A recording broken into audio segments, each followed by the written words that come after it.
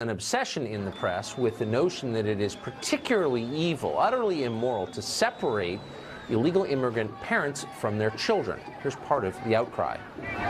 Taking children from their parents, from their families, from their mothers must stop, and it is not negotiable. Invest in children where we don't tear them from the loving arms of their mothers and their fathers. The fact that those families are being separated at the border, the fact that children are being torn out of the arms of their mothers is on Donald Trump's head and nobody else. There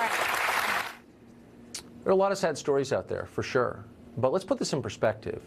Parents are separated from their children every day in this country. American citizens separated from their children. That happens when they're arrested, whether it's for theft or drug dealing or tax evasion or whatever, and nobody cares. But once again, to the left, illegal immigrants are special, and they have more rights than you do. David Bernstein is the founder of Run for America, and he joins us now. David, look, I think it's, as the father of many children, I think it's crushing when parents are separated from their kids. But I wonder why this is only suddenly news. How many, just for example, children right now, American children, are living without a parent who is behind bars in this country? Do you have any idea? Well, look, I don't have the exact numbers in front of me, but we know that it's actually quite sizable, and they're there for all sorts of crimes. 2.4 million. Yes. Yes. Right. So the majority of American prisoners have American children from whom they're separated. Yep. And that's a sad thing. I haven't heard anybody on the left mention that because they're not illegal aliens. Well, and I just wonder why the focus on the pathos of these stories while the suffering of American citizens of the exact same kind is being completely ignored by you and your fellow liberals. Why? Well, first of all, I'm not ignoring it. I'm here talking about it with you, and I think it is unfortunate because research shows us that parents who are and parents and children, when they're separated, incurs tremendous trauma on children, right? And we have a system in this country to deal with that. I think the reality is for the people who are being separated at the border, a lot of these people are already coming from very traumatic situations, so it makes it a little bit different. But I agree, Tucker, that there should be a broader outcry about all the ways. So you think most American prison inmates grew up in Greenwich and went to Choate? No. Actually, they grew up in poverty and in circumstances that rival those in Tegucigalpa. So let's be real here. If you really cared about American citizens as much as you care about illegal aliens, we absolutely should have a better system for how we deal with this. I don't think we even have a system.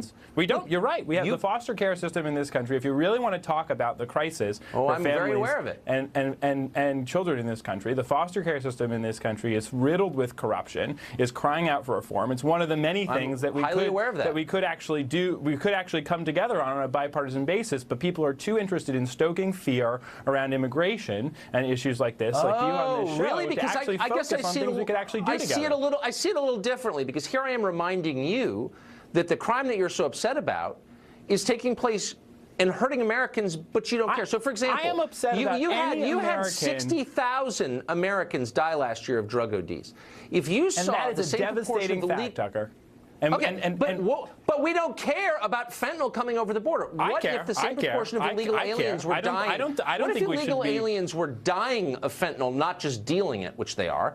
If they were dying of it, do you think that we would sit back and say, we can't do anything about it, it's a demand problem? I don't think we would, actually. No, absolutely not. And the reality is, Tucker, that there are Democrats out there who are responding to what they see, and they don't like the fact that children are separated from their parents. I do not think it is a good thing in this country any day when a child and a parent are separated, no matter what country they come from, no matter how they got here. That shouldn't happen, okay? And we should try and do our best to have a system that doesn't allow that to happen. And whether it's because they're illegal immigrants, whether it's because they're accused of shoplifting, whether it's because they're accused of tax evasion. I think the effort by you and others on the right to try and gin up this energy is exactly the kind of force that makes this such a divisive issue, Tucker. And the reality is that the immigration... Right. That's hilarious, actually. Why is it hilarious? What I'm interested... No, because I don't find anything about this situation There's a principle at stake here. No, it's hilarious because you and Elizabeth Warren jumping up and down. He's got blood on his hands. It's on his head. This happens every day, and you guys don't care because it's happening to Americans. I care. So let's talk solutions. I'm here to tell you. I've been telling you this whole segment that I care. I haven't. Yeah, I don't think you've actually been raising much of a hue and cry about this. When tax evaders go to jail and leave their small kids at home, it's like, that's fine. That's the price you pay when you commit a crime. So what is the answer? That if you have a small child at home and you commit a crime, we don't incarcerate you? I mean, is there a simple solution that I'm missing because I'm ginning up fear or evil? I mean, what is the solution exactly? There's absolutely not a simple solution, Tucker, to this problem. Then why are you pretending there is? Why are you pretending there is? You and Elizabeth Warren. Excuse me. Like I never said there's a simple solution to this problem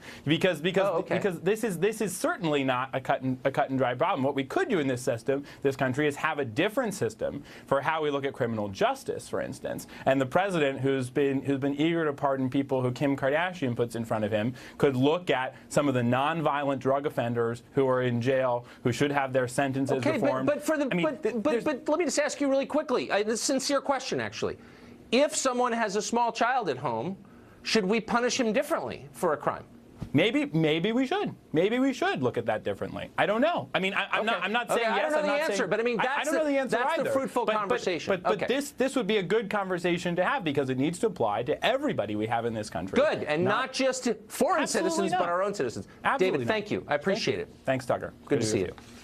Even some Republicans are telling you that the FBI did nothing wrong by spying on the Trump campaign. Indeed, there was no spying, they say. Why the effort to lie in the most obvious possible way? We're going to get to the bottom of this story.